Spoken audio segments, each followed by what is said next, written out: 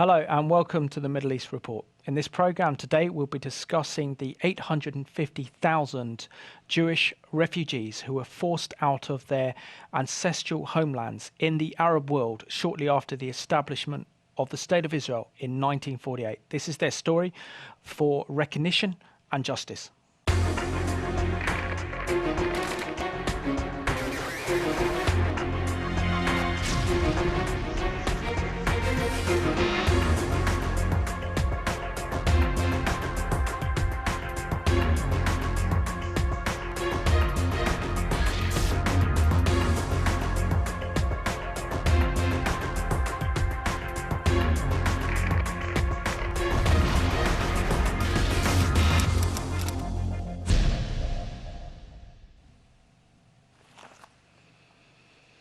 Welcome to the Middle East Report, and to discuss the very important issue of the plight of the Jewish refugees from Arab lands, I'm joined by Lynn Julius, who's the co-founder of Harif.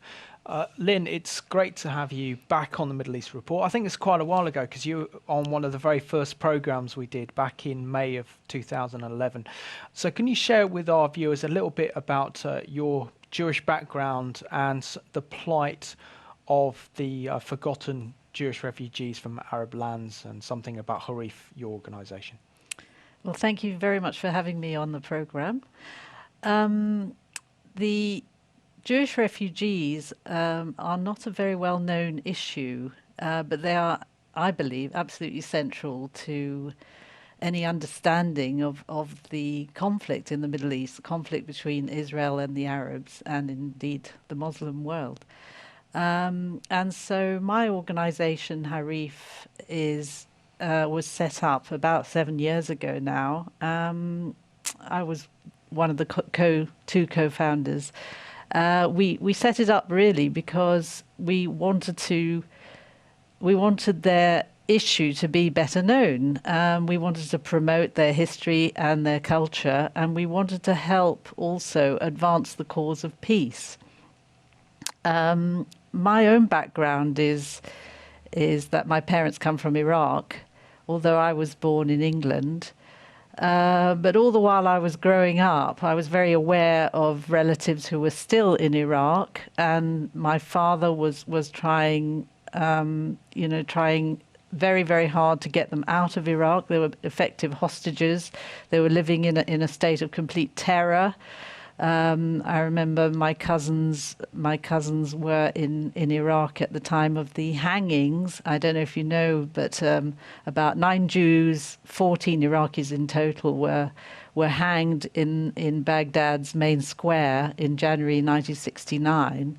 So this was a good 20 years after the establishment of Israel. These were Jews, only a few thousand left, about 3,000 of them. They'd chosen to stay on in Iraq, but even then they were not allowed to live freely as Jews. And of course, they were just desperate to get out. And my cousins and my aunt, my grandparents were amongst those Jews. So it was an issue very close to my heart. If we look at the plight of the Iraqi Jewish communities, it's important to remember that probably one of the biggest Jewish centres in the Middle East was Baghdad. Can you share what life would have been like prior to the establishment of the State of Israel for Iraqi Jews? Well, the Iraqi Jewish community, they go back 2,500 years, or 2,700 years, in fact, since the time of the destruction of the temple by the Babylonians. So if you know your Bible, you'll know that the Jews were taken as slaves by the Babylonians into what is now Iraq, and they wept by the waters of Babylon, and they wept for Zion, and they a portion of that community went back to Israel, but a lot of them didn't. And so my family and my community are amongst those Jews who remained in what is now Iraq for 2,500 years, until everything changed in the 20th century. I wouldn't say everything was hunky-dory before the establishment of Israel. Far from it. In fact, it was the Arab nationalism, the rise of Arab nationalism, and the inspiration of Nazism, which made life impossible, not just for the Jews, but for the Christians. And the first thing that happened when Iraq became independent in the 1930s was that 600 Assyrian Christians were massacred. And shortly after that, in 1941, there was a terrible pogrom against the Jews of Baghdad, and some 180 Jews were killed, and there were terrible cases of rape and mutilation, and a lot of looting went on. And this was a traumatic experience in 1941, which was 7 years before the State of Israel was established. So you can see that the causes of the Jewish exodus from the Arab world were actually in place well before the establishment of Israel, and Israel was the solution to the problem in a sense. It wasn't the cause. So when these Jews had an opportunity to leave in just after 1948, there was a short window of opportunity for these Jews to leave Iraq, and the Iraqi authorities actually agreed to let them go. 90% of the community decided to go, and they went to Israel. Amazing. And we've got a news clip to go to now that's produced by CBN 700 Club that looks at the plight of the forgotten Jewish refugees from the Arab lands. Well, in the Middle East, much of the talk surrounding the Israeli-Arab conflict deals with land.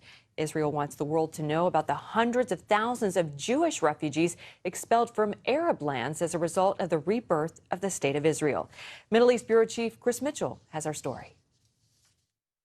For thousands of years, Jewish communities thrived throughout the Middle East. But all that changed in 1948, when Muslim nations reacted violently to Israel's birth. Jews of Middle Eastern and North African descent, almost 900,000 of these Jews were exiled forcibly from their homes throughout the Middle East and North Africa when the State of Israel was founded. After the 1967 Six-Day War, another wave of persecution hit and forced most of the remaining Jews to leave 11 Middle Eastern and North African countries. Linda Munichen became one of those refugees. Nobody would want anything with the Jews, especially with the incitement going on the radio, in the mosques. So we were labeled like the fifth column. Also, more constraints were put, like you couldn't take out from your own account from the bank more than 100 dinars a month. In 1970, Munichen and her brother left Baghdad for Israel, keeping their flight secret from their father, a prominent lawyer. We didn't even kiss goodbye because I thought we'll meet one day. Anyway, I had to run away through Iran. They escaped into the unknown. I was disguised like an Arab woman, I looked, and my brother bought a very old coat. It was very cold winter. And to our big luck, everything went smoothly because at the time Jews were not allowed to be away from home more than 80 or 100 kilometers. Examples like this happened all across the Middle East. Expulsions, seizure of property, and murder of the Jews. In the aftermath of the Six-Day War in 1967, the mob in Libya, especially in Tripoli and Benghazi, took to the streets and started burning the homes of Jewish people and ransacking our warehouses. And my father's warehouse was burned. And then they came along and started pouring gasoline around my house, and a Muslim neighbor came down from the building and convinced the mob that the Jewish family wasn't living there anymore.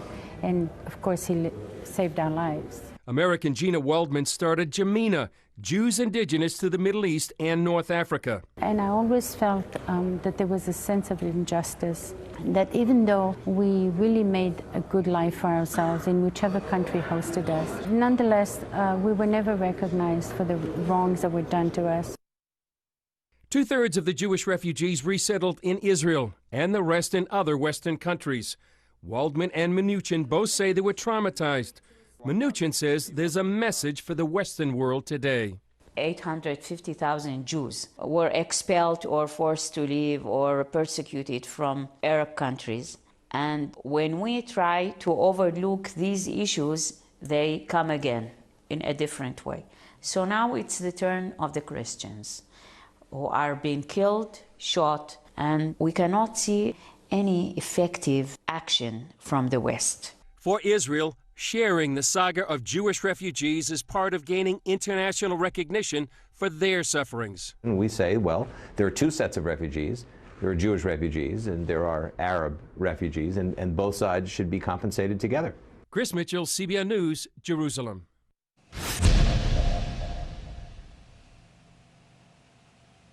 As we can see in that report there, that certainly the plight of the Jewish refugees is one that's only really coming to light in recent years. So it's very important that we become informed and we become educated so that we can actually speak up on behalf of these forgotten Jewish refugees. Lynn, this is something of an issue that's really only emerged in the last few years, and it's only one that the Israeli government now are beginning to take seriously. Why has it taken so long, not only for the Jewish community to realise what's happened, but also for the Israeli government to acknowledge the plight of the Jewish refugees from Arab lands? Well, that's a very good question, and I think there are probably several answers to it. The first issue was that the Israeli government's priority was to integrate refugees from all over the world and to forge a new Israeli identity out of these people. So the last thing they wanted to do was to remind Jewish refugees, say from Arab countries, of where they'd just come from. They wanted them to look forward, rebuild their lives, speak Hebrew, become Israeli citizens. And in a way, that was the best solution for these refugees, because it facilitated their absorption into Israeli society. But politically, and from the public relations point of view, it was a disaster, because the world only heard about Palestinian refugees and nothing was said about Jewish refugees. So the Israeli government woke up quite late to this. In fact, it's only in the last really couple of years that the issue has really been aired in the mainstream media. And that clip you saw, I think, is one of the few clips that have ever been seen by millions of viewers. So millions of people would have heard for the first time about Jewish refugees from that clip. And the reason why the Israeli government has suddenly woken up is because they realize that the Palestinians are not going to drop the issue of their refugees. So, in fact, the main issue, as far as I can see, the main issue in the peace process is not a question of land. It's not even a question of how to divide up Jerusalem, if that's part of the deal. The issue is the right of return. And as long as the Palestinian refugees stick to their objective of wanting to return to Israel proper, then we must remind the world that there is another set of refugees who were successfully absorbed in Israel in a kind of exchange of populations, if you like. And they're not going back to the Arab countries where they came from. No, which is very important. And like you said, we've heard so much about the plight of the Palestinian refugee problem, and we've had UNRWA created in order to actually raise this as an issue.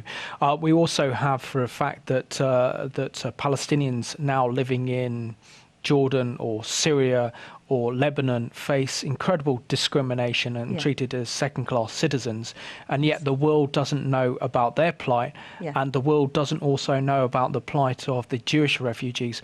Why is there lack of political and media interest in both of these very important and significant issues? Well, I think that when the Jews are involved, everyone's interested. But the minute you remove the Jews from the picture, suddenly it all goes quiet. 2,000 Palestinian refugees in Syria have been killed, but the world has only heard about the 27 Palestinians who were killed, I don't know, in Israel over the last year. So you know, as you say, the world has got a blind spot, and the you know, I think this goes for the Middle East conflict generally, that everyone knows about Israel and its problems, but as you say, they ignore the Arab world. I mean, they're being forced to sit up and take notice because there's hundreds of thousands of people are being killed. But even then, you know, President Obama is fixated by the Israel-Palestine problem, and he thinks if you solve that conflict, somehow magically all the other conflicts will become resolved. So there's something I suppose magnetic about the fact that Jews are involved. And also, you shared something with me very interesting before the programme that I didn't actually know, and that is that Palestinians living outside of the Palestinian Authority are not able to return to what is essentially called the Palestinian Authority, and they're able to have citizenship within the Palestinian Authority, which is incredible, considering there is a Palestinian entity in place thanks to the Oslo Accords, where they govern some of the towns in like Bethlehem and the Jericho and Jenin, for example, and Nablus, and yet those Palestinians who are facing persecution and discrimination in other places in the Middle East are not able to become a citizen.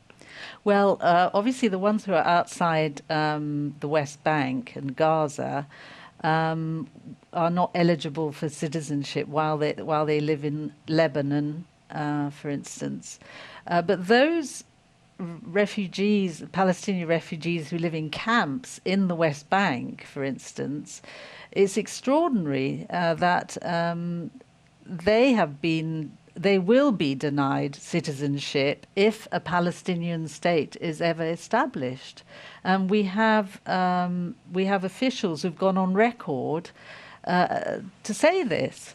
For instance, the Palestinian ambassador to Lebanon actually said, if Palestine is established, our refugees will stay in their camps and will not become citizens, which is outrageous, because obviously if they had the best interests of their people at heart, they would give them full civil rights. So one wonders whether they're more interested in denying Israel its rights than they are of giving rights to their people. Which is extraordinary, absolutely extraordinary. We've also got a very interesting clip to go to now. This clip is called Jewish versus Palestinian refugees, and puts the whole Middle East conflict in context.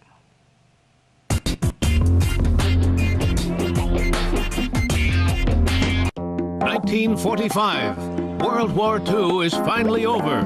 Europe is filled with tens of millions of refugees.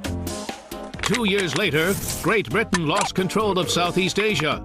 India and Pakistan win independence, and 7 million Muslim refugees exchange places with 7 million Hindi refugees. Today, not one of these people is a refugee. Not one. They have integrated into their host countries and built new lives. And then there are the Palestinians. In 1947, the United Nations presented a partition plan for the Jewish homeland. The Arabs gave a resounding no to that plan. They rejected a state for themselves if it meant also giving a state to the Jews. 6 Arab states attacked the fledgling Jewish state, which was small but plucky and determined to survive. In the meantime, many of the Arab inhabitants left their homes because of the war and the promise by Arab leaders that the Jews would be defeated quickly. They planned to return when they won the war and the Jews had been thrown into the sea. To their great surprise, they lost.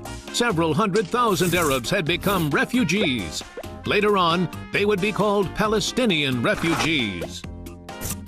On the other hand, at about the same time, 850,000 Jews were forced out of their homes all over the Middle East. They had lived in the Arab world for thousands of years, but when the Arabs were defeated and the State of Israel was established, it was too much for the Arab regimes, and they showed their Jews the door. Therefore, you could say that the Arabs and the Israelis exchanged populations, much like in Europe after World War II, and much like the Hindus and Muslims in India and Pakistan, and leave things at that. But the Arabs aren't willing to leave things at that.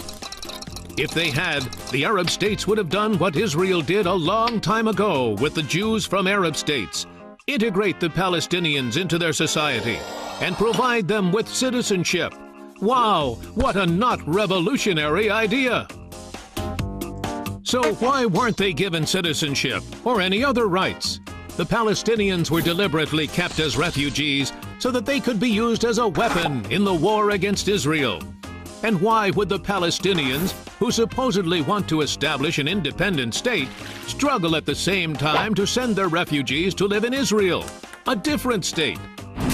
Can Israel, a country with only 6 million Jews, allow millions of Palestinian refugees to come and take over the only Jewish homeland?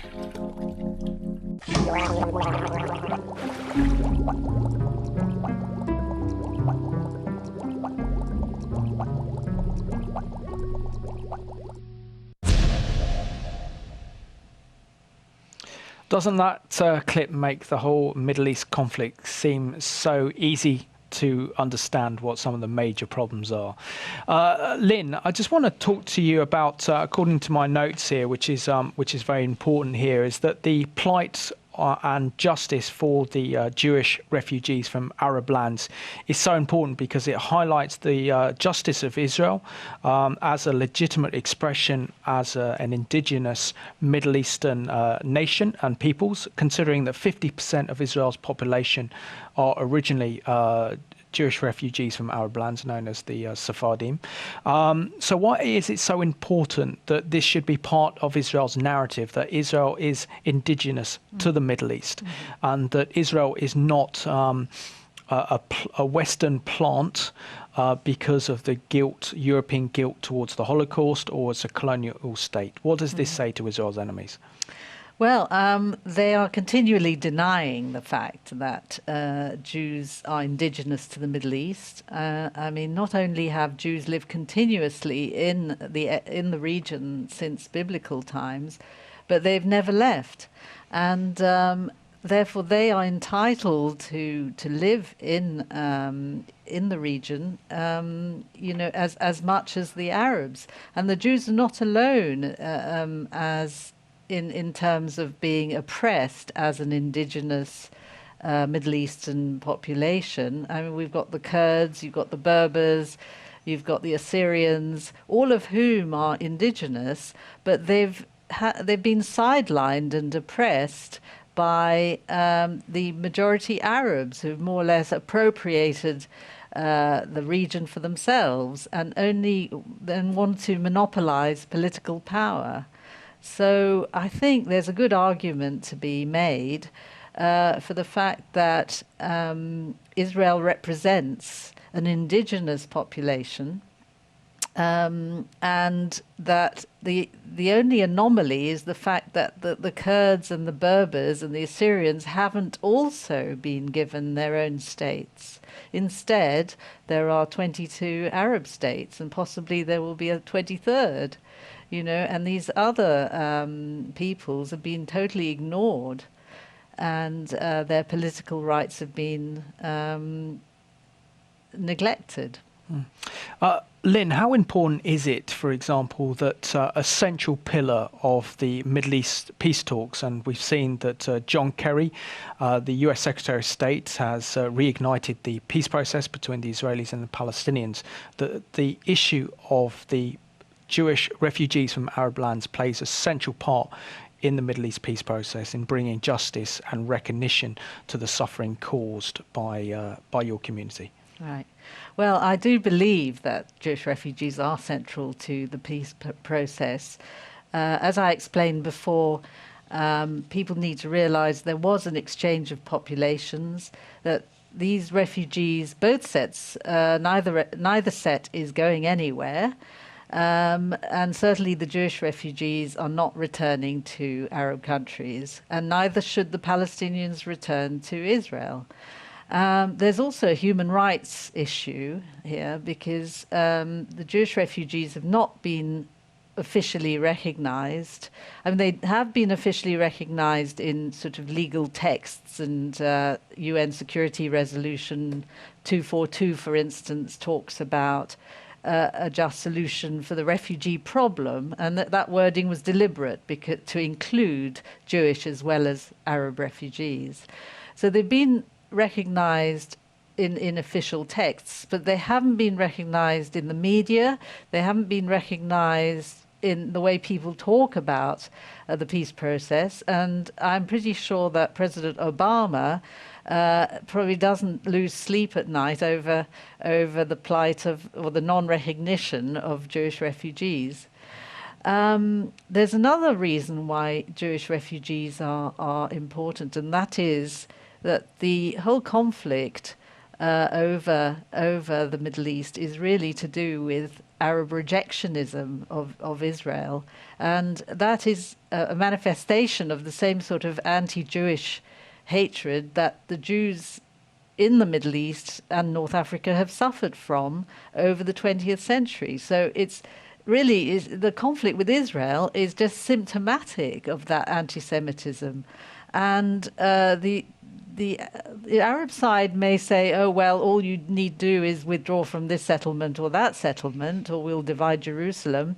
But in fact, what the Jewish refugees do is focus the whole issue on Arab rejectionism. And, we do, again, hear so much about the plight of the Palestinian refugees, but the fact that Israel was able to absorb over 600,000 of your community into Israel proper shortly after the establishment of the State of Israel in 1948, so it would have been around the early 1950s. And yet today, the so-called 800,000 Palestinian refugees who were either forced or they were told by Arab leaders to actually leave the area, and so the five invading Arab armies would come in and they could go back to their homes during the actual conflict. And yet today there is still UNRWA, the United Nations Relief Works Agency, that highlights the plight of the Palestinians and trying to resettle them into Israel proper. We also have the fact that the European Union is funding these organizations that support the Palestinians' right of so-called return, and the fact that the Arab nations themselves haven't absorbed their own Arab brothers. What does this really say about the way the world is dealing with these two refugee problems? Well, I think in a word, they're perpetuating the conflict. They're not bringing about peace. Because they're raising the hopes of the Palestinian refugees to return when that is not going to be possible. In fact, it would a lot of bloodshed and mayhem would ensue if the Palestinians were to return. And again, it shows that the Arab side does not have the humanitarian interests of these Palestinian refugees at heart. They don't want to make life better for them. They just want to use them as a political tool against Israel. And that's what's so sad. And what would the consequences be? Because I think people have to realise the consequences of this so-called Palestinian right of return, that if 800,000 who left their homes back in 1948 during Israel's War of Survival of independence in 1948, and now it's believed there are 4 million descendants of those original refugees were to return in Israel, that Israel would cease to be a Jewish nation, and thus this would mean a destruction of Israel by the means. Yeah, that you said it. I mean, the Arab side have tried to destroy Israel by military means. They've tried to destroy Israel through terrorism. But that's all failed. So now their weapon is the right of return, which is really another way of saying that they want to overwhelm Israel with masses, millions of Arabs who are not even born in Israel. They have a tenuous connection with Israel, or they're descended from bona fide refugees, and these people have never been to Israel, and yet they're being told Israel is their home. They're being told that they could recover their villages. And of course, it's all nonsense, because their villages were abandoned in 1948, and other people live there. And, it's all been built up. I mean, Tel Aviv, you wouldn't recognize a man who left Tel Aviv in 1948 would not recognize where his village was. He wouldn't find his home or anything. And also, you can imagine if the boot was on the other foot, and if Jews from Baghdad, say, were to suddenly decide to go back to that they want to go back to Baghdad, or Jews wanted to go back to Damascus, and these Jews were actually very dominant in these cities. I mean, the Jews of Baghdad were the biggest single ethnic group in Baghdad, and they dominated the economy of Baghdad. The market shut down on Saturdays, on Shabbat, and they owned a huge amount of property in these Arab countries. And you can imagine the mayhem that would ensue if Jews decided to go back to their homes in Arab countries, and that would cause an awful lot of friction, I can assure you. Yes, and would they be allowed to go back, and who could guarantee their safety, particularly in light of the Arab Spring? Exactly. But according to a recent poll in 2011, a majority of Palestinians polled, that's around 89%, support the right of return to Israel proper. In light of the Jewish refugee problem from the Arab lands, isn't it sensible that the Palestinian leadership should tell their own people that this is A, unrealistic, and number 2, unfeasible, and to make this a key component of a peace treaty between the Israelis and the Palestinians is a non-starter and actually damages the prospect for a long-term genuine peace? You're absolutely right. I couldn't agree more.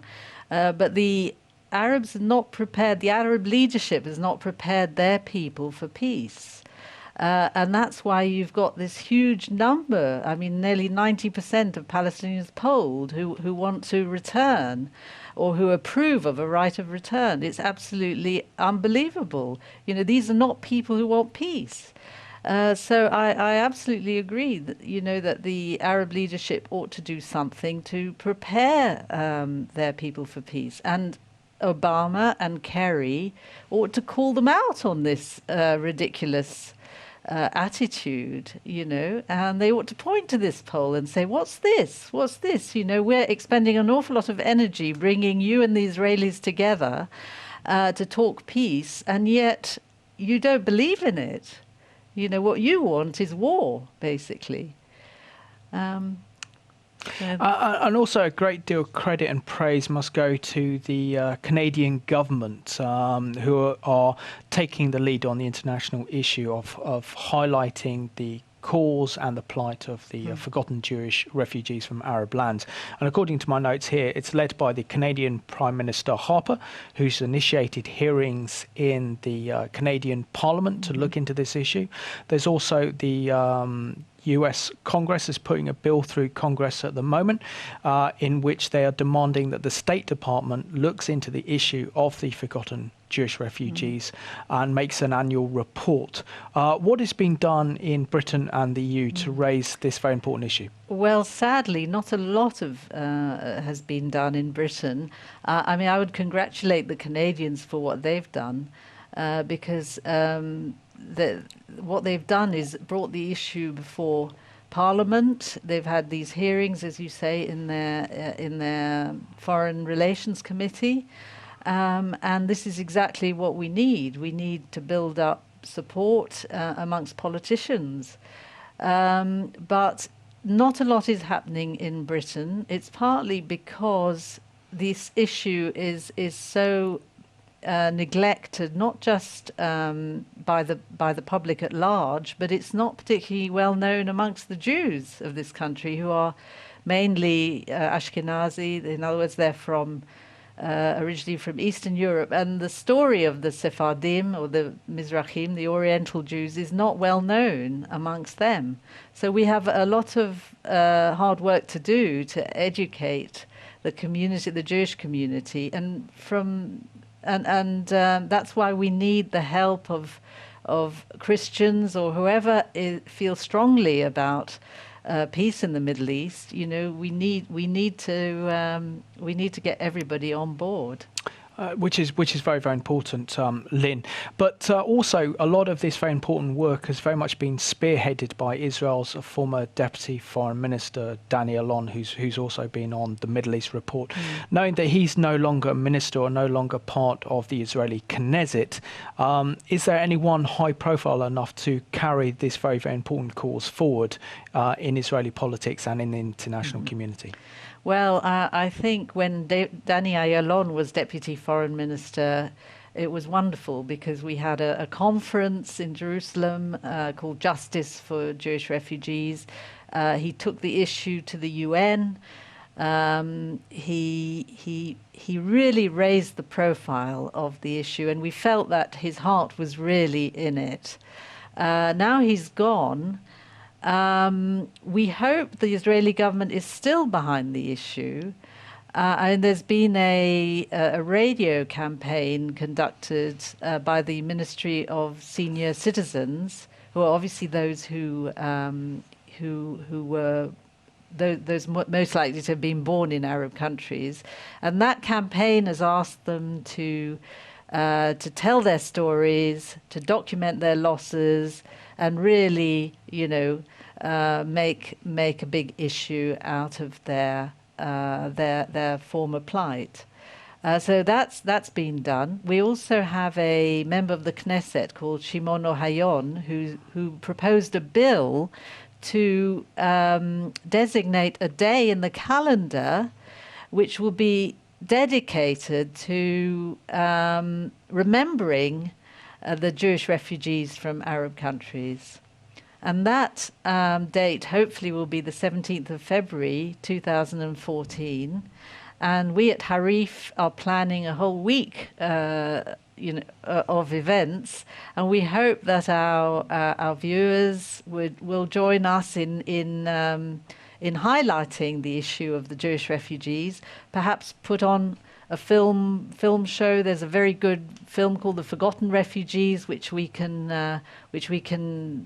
let you have if you go to the Harif website. There's all manner of material, or we can send out speakers to you or something. Just do something to mark that date, the 17th of February 2014, and that will help a great deal. Okay, what I can try and do, we can organise another programme around that time to look at this issue so we generate a lot more awareness. And also what we can do as well is to see if we can show that film on the channel about the plight of the forgotten Jewish refugees as well. So we could actually show the whole film.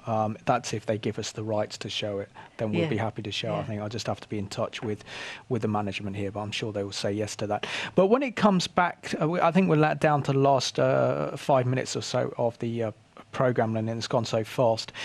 we've seen really, haven't we, over the last 50 years, the ethnic cleansing of the Jews of the Middle East. Now we're seeing the ethnic cleansing of the Christians. And only last month, Coptic Christians and the Christian community in Egypt faced their own very own Krishtonat, in which over 87 churches and monasteries and Christian bookshop and communities were destroyed by supporters of the Muslim Brotherhood. And yet there's so much silence in terms of the international community over this issue, and also the media are not really focusing and giving this issue the attention it deserves. Why do you believe that's the case? Well, it is mind-boggling. You know, when the Jews were being persecuted, one could understand maybe they weren't that interested. But now that Christians are being ethnically cleansed, as you say, why is there no outrage? Why is there so much silence? It's absolutely unbelievable. I can only put it down to the fact that the established church is being so politically correct that it doesn't want to rock the boat and point the finger at the culprits who are the Islamic fundamentalists, and also the fact there's general ignorance. People think Christians in the Middle East are outsiders who actually came from Europe or something, and maybe are trying to proselytize amongst the natives. Who knows? And they don't realize that the Christian churches in the Middle East are indigenous, that they predate Islam by several centuries, and the only people who are more indigenous than the Christians are the Jews. So I think, again, a lot of people need their eyes opening to this issue. And, I'm just very pleased that people like you exist to raise the issue. Well, that's what we're trying to do on the Middle East Report. Lynn, sadly, we've got 4 minutes left of the programme. So if I can just put in 2 very quick questions for you. The first one, can you tell us what's happening in terms of the plight of Jewish treasure that Saddam Hussein's government had actually stolen manuscripts and important books of the Jewish community in Baghdad, and how that's being transferred to the United States, and then ask you a question about how our viewers can get involved after that. Right.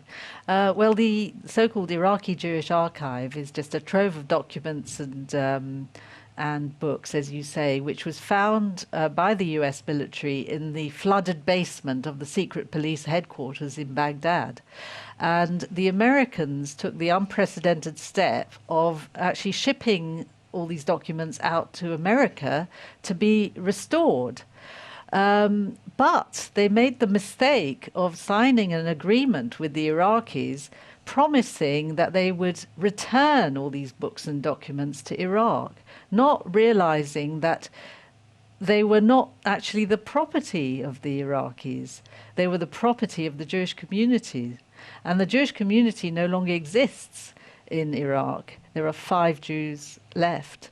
So what we want to do is make a big fuss about this issue. This is actually a topical issue because these documents are nearing the date when they're going to be returned, and which is probably going to be next June. So what we want is everybody to sign the petition, which you can find on the Jewish refugees website on the right-hand side, and perhaps write letters to the press, and just make sure that this is known, because we think it's an absolute injustice, and it compounds all the injustices that the Arabs have already committed against the Jews. The Jews were never compensated for their property, and here's a case where we have an opportunity to regain our property, and the Americans are sending it back. Ridiculous. Anyway, your second point about how viewers can get involved, as I say, please mark the date of the 17th of February with us. Show relevant films, write articles or write letters to the press, make comments in internet talkbacks, Perhaps lobby your MP about the Jewish refugees. And these are all ways that you can get involved. Lynn, I just want to thank you so much for being my guest today on the Middle East Report, also to discuss the very important and crucial issue of the forgotten Jewish refugees from Arab lands, because I believe it's absolutely fundamental to actually solving and bringing about a resolution of the Israeli-Palestinian conflict. Thank you very much. And I want to thank you all for watching today's Middle East Report. Today you've heard the story of the plight of over 850,000 Jewish refugees who were forced out of their homes shortly after the establishment of the State of Israel in the Arab world. And it's time that this community gets recognition and they get justice. And it's important that the plight and the issue of the forgotten Jewish refugees plays an essential part of the Middle East peace process if there's going to be a genuine peace in the Middle East. And I want to thank you for watching today's Middle East Report. And we go out with this very moving song that details how the Jewish community has effectively been ethnically cleansed across the Arab world. And as Christians, if we don't stand up for and defend Israel and the Jewish people, and if we don't defend our fellow brothers and sisters in Christ who are also going through that same persecution in the Middle East, then the Middle East is going to be an extremely dark and more dangerous place. So I want to thank you for watching today's program.